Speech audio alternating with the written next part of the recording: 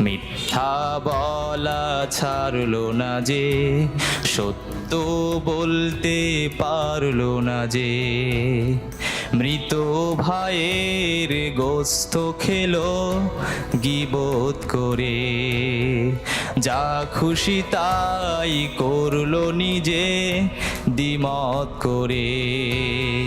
মৃত ভাইয়ের গোস্ত খেলো গীবত করে, যা খুশি তাই করলো নিজে দ্বিমত করে।